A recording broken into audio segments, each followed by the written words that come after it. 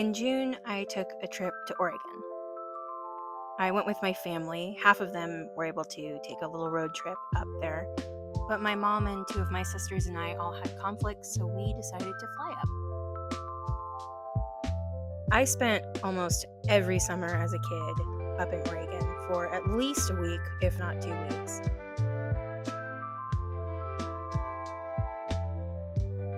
My dad was born in Portland and grew up there, and his parents eventually moved to the Oregon coast when I was a baby. So we spent every summer of my childhood hanging out at their house on the beach. I used to proudly tell everybody I knew that my grandparents only lived 700 feet away from the ocean. If you've never been to the Oregon coast, it is truly magical. It's a forest that meets the sea, and I love it. When we got into Portland, we went to this cute little quirky breakfast place that had this beautiful garden behind it and a wall full of children's artwork.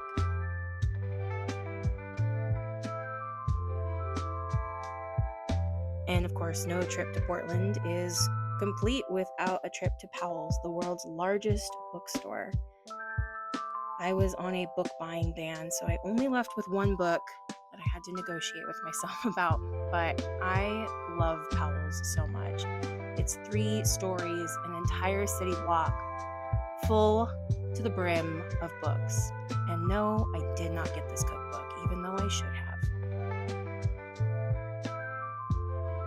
We spent a couple hours going into little shops and boutiques down in downtown Portland, and it was a lot of fun. Eventually, we made our way down to the coast. When I was a kid, I always used to dream about eventually living here someday. I have always wanted a little cottage in the forest by the sea with chickens and goats and a few sheep, where I would write my books and make my art and sew my clothes and spin wool. I don't love California. I don't like the heat, and I don't really love the desert. It doesn't really speak to me. But tall trees and green everywhere and being surrounded by rivers and oceans, that definitely does speak to me.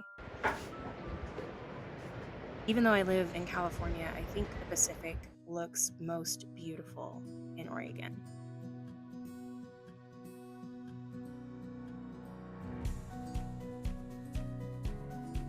And of course, you can't go to Tillamook without getting Tillamook ice cream. My sisters and I stopped at a little convenience store and got ice cream together on our first night there. Also, this was at 9 p.m. It was so magical. One of my favorite things to do on the Oregon coast is to drive the twisty, windy, forested roads. There's so much to see and so much green, and it is so beautiful. Even if growing up, driving these roads with my dad was absolutely terrifying. Despite all that, I still love to take a little drive through the trees.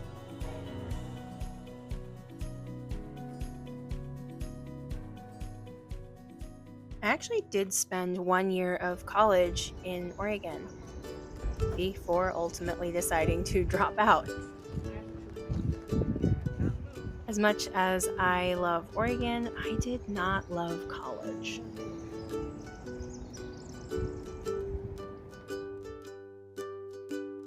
While we were on the coast, we found this quirky little antique shop that, unfortunately, by the time I post this, won't be there anymore because the lady was moving in 3 days, which is wild considering how much stuff she had and the 9 cats that roamed this incredibly cool little antique shop. I ended up finding an Oscar de la Renta watch for $2. Does it need a new battery? Absolutely. But for $2, yeah, I'm gonna buy it. But don't worry, I didn't take the cats home. But I really wanted to. We spent some time at the Tillamook Cheese Factory, a place I have been to more times than I can count, but is always really, really fun. They've actually remodeled in the past few years, and my mom had never been to the remodel. And I'm going to be honest, this video I took for my boss so I could show him how great the design and marketing was.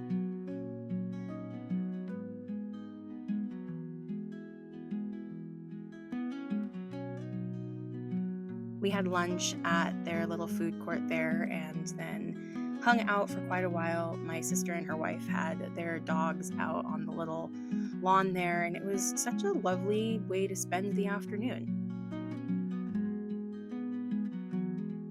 Also, this cheese art, amazing.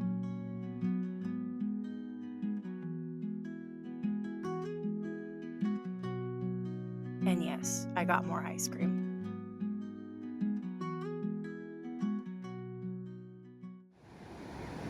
My dad passed away last year, and Oregon was one of the things that he and I always connected about. My dad and I didn't have the world's greatest relationship, but we always could talk about the places we loved on the Oregon coast or in Portland. We could argue about where things were, and I would always win because I had lived there more recently. And it was something that we both loved. In fact, I'm honestly not sure who loved it more, me or my dad. I spent a lot of time on this beach with my dad as a kid, just down the road from his parents' house, playing in the water, playing on the sand. And there's a part of this place that feels like home to me. And I'd like to think that's the part of me that's still connected to my dad. This was his home. This beach was one of his favorite places to be. And being able to grieve him here felt really good.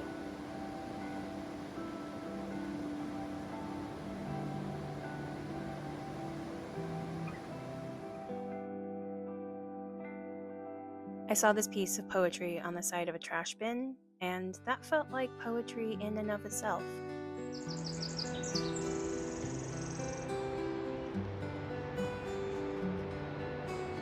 Did take a trip to Cape Meares, one of the lighthouses on the Oregon coast, which I completely forgot to take any video footage of.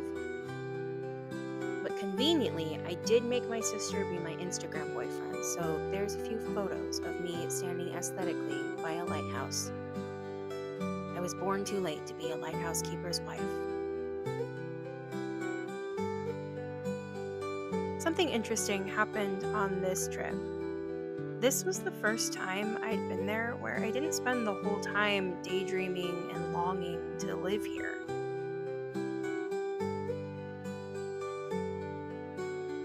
Not even when we got some of my beloved Oregon rain. And that feels like a big deal.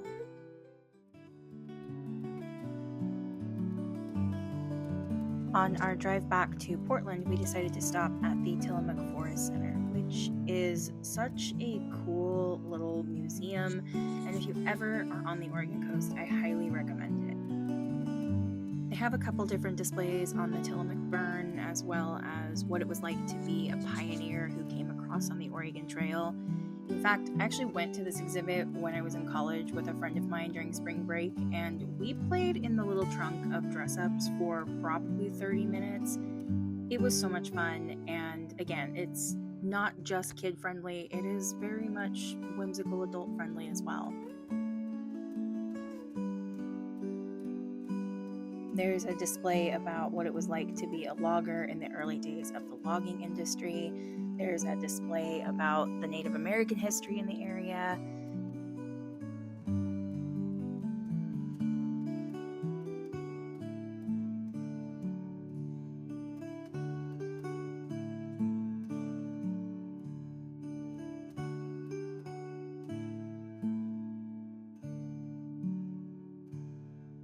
There's also some displays, and truly some of the coolest displays I've ever seen, all about the wildlife and topography of a forest. And they are genuinely so breathtaking, so detailed, so intricate. I could have looked at them for hours. In fact, I did look at them for hours. I particularly loved this super cool little diorama of all of the very tiny wildlife that takes up space in the Tillamook Forest. Those moths are so beautiful, and I loved all of the fungi and little tiny insects, and just, I love forests so much. They also have this really cool display of all of the different products that we get that come from forests. Not just paper products, but all kinds of things like art supplies and toys and even food items. It was actually really cool and very eye-opening and super fun to look through all of the quirky little things.